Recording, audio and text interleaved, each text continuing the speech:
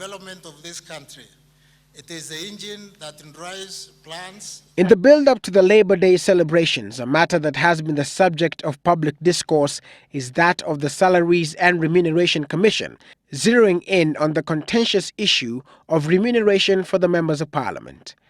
And as soon as KOTU Secretary General Francis Atwoli took to the podium to make his Labor Day speech in the presence of dignitaries, among them President Uhuru Kenyatta and his deputy William Ruto, nominees present, Secretary to the Cabinet, Francis Kibemia,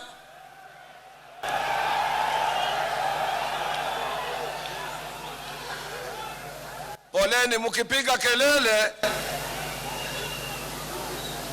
His voice was almost drowned by voices of discontent, prompting him to attempt to explain his stand on the salaries of members of Parliament.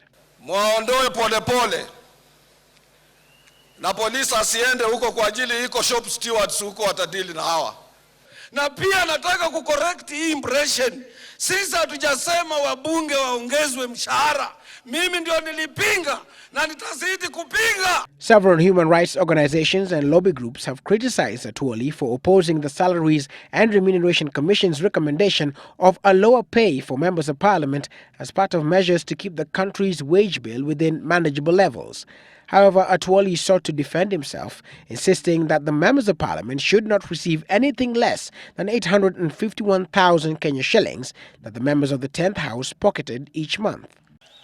Kitu nilisema mshahara ya mbunge hata ya His Excellency President ikirudishwa chini, Ramji Kanji kesho atarudisha mshahara yako chini. That is what I said, to protect your wages, kulinda mshahara yenu.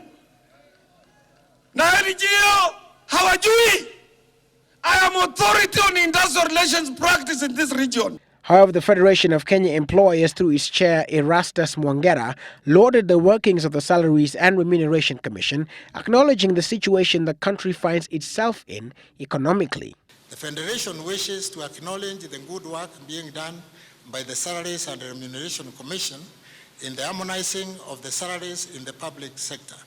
Employers expect that the government will sustain efforts to lower the country's wage bill to manageable levels and also address wage disharmony in the public sector. But it was the permanent secretary in the Ministry of Labour, as presently constituted, Beatrice Kitui, who called for a somewhat ceasefire on the matter, urging all stakeholders to deal soberly with the issues. My appeal to our honourable members of the National Assembly, to the Salaries Commission, is that we subject the debate on salaries to structured dialogue.